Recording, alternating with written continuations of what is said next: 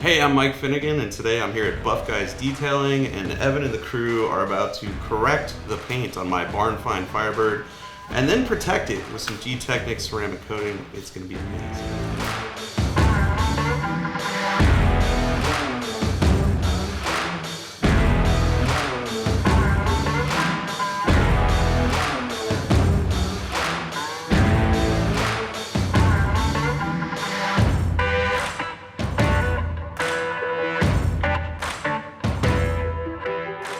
So, Mike, thanks for coming in today, buddy. Yeah. Just want to ask the story of how you got this Firebird. It's pretty ridiculous. I was at Paradise Drag Strip, which is in Calhoun, Georgia, and we were testing a car there for an episode of Roadkill.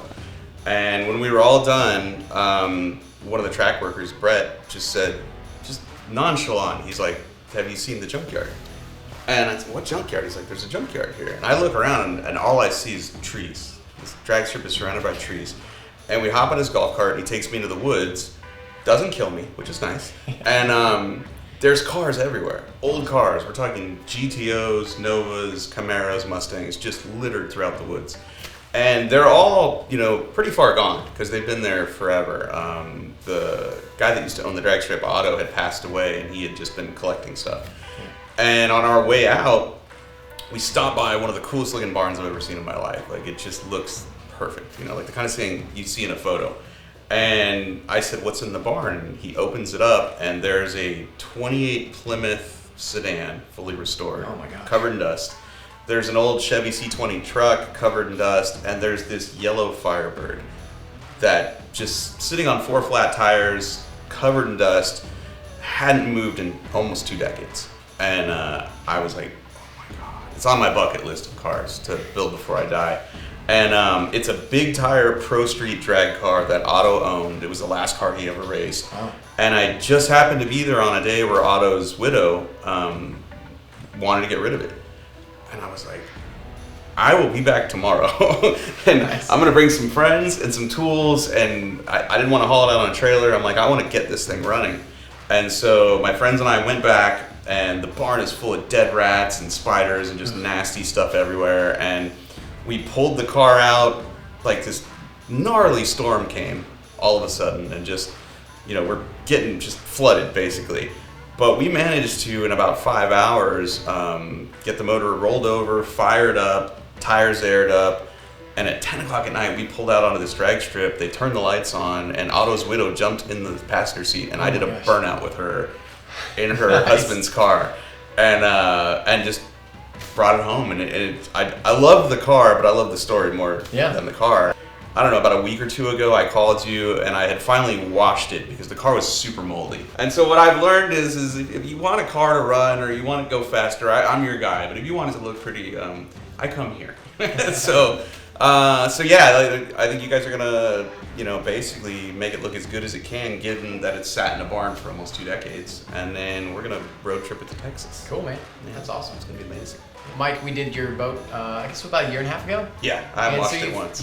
You've tasted the sweet nectar of ceramic coatings, and I think when we first met, you're like, Evan, I don't have anything that's shiny, but when I do, kind of deal. So, but with what needs to be shiny, we're happy to do, and then we're planning on putting a coating on the car, so have it Nice. protected for going to Texas. So. Yeah, the boat is legit the only thing I have with a nice paint job, and so legitimately, I haven't washed it, and there are no water spots when I take the boat out of the water. So I am a big believer in the ceramic coating process now. And this car, I wouldn't say it's a show car now, but at one point this was a really nice paint job. Yeah. And so I know you guys can get it back to a fairly decent level and then protect it. Which awesome. We're about to go cross country in the car driving. So yeah, it would be cool. Cool. The car's covered in dirt for 20 years. I bring it to you. In my garage under my lights, I can see, the scratches and in what I'm guessing is the clear coat. Like, what is the process to get it nice and then protect it? Sure. Yeah, so we're going to wash it really good, do a decon, get any minerals and stuff out of there chemically that we can. We'll do a really good clay, get everything sheared off and smooth. Okay. And then we'll start probably a 2-step compounding and polishing process. Once we get everything corrected perfectly, we'll strip everything down, get all the oils and stuff off from polish, and then we'll start the coating process. And we'll probably, depending on, we don't even know if it's a clear coat or single stage, but How do you tell? transfer on your pad when you start polishing, and we'll measure around and see if how many coats of paint have been put on it or where it's been damaged and stuff beforehand. But yeah, we'll assess paint at that point, and then that'll determine our route into which specific coating. But either way, we'll probably end up with you know, XO or C0 on the top of our base layer, whether it be Ultra or C1. So yeah.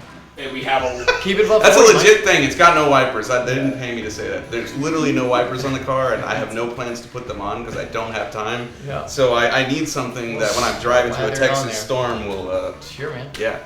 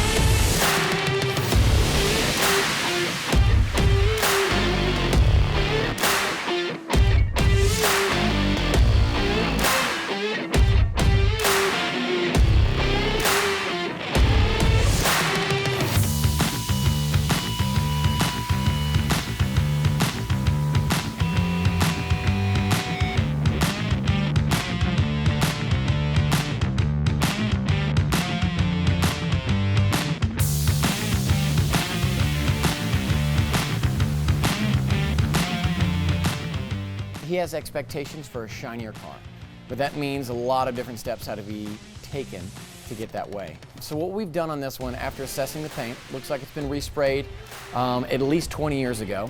We walked around, noticed that there was a lot of soak-in, dieback. We noticed there's a lot of texture to the paint that wasn't the acceptable orange peel.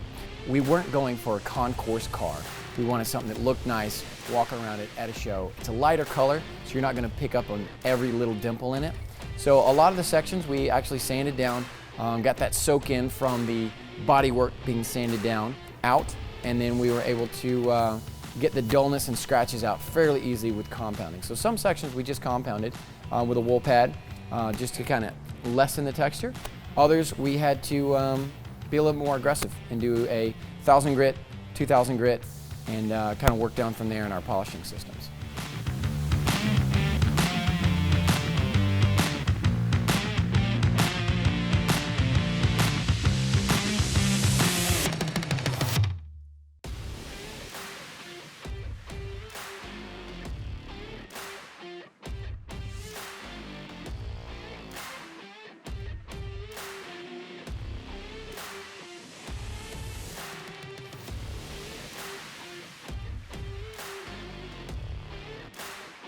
On this car, with it being a little bit older, slightly unknown entity with the clear coat, we're going to do a C1, C0 combo. C1 is our kind of the tried and true original offering, and then C0 is actually aero coat. It's used in race cars for drag coefficient and whatnot. Not that we're going for that, but the surface tension is super light on this. So if it gets rubber thrown up on it or anything like that, it's going to be a lot easier to pull off, and the durability of it is going to be more than sufficient to get it on whatever road trip he wants to take it over the next couple years.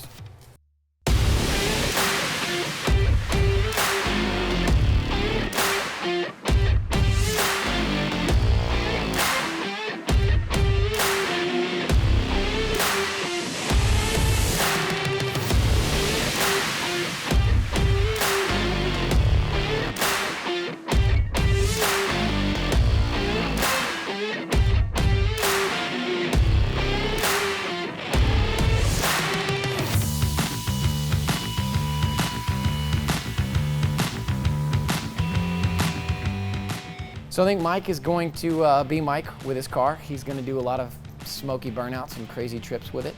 We'll also be putting, given that it doesn't have any windshield wipers, we'll be putting some G1 on the glass and getting that sorted out for him. So he won't have to install windshield wipers when he drives to Texas in it. I think that's his next trip he's got scheduled.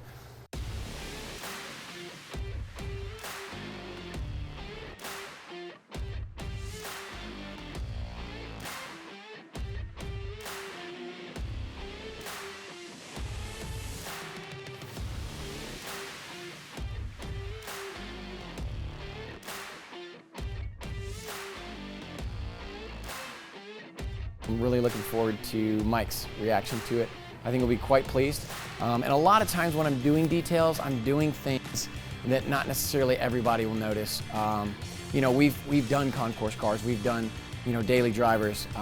You really have to strike a good level because you come into what's a good value for that customer. I may have gone a little bit crazy with this one, but you know, it's for Mike, so it'll be all right. I think he'll be thrilled.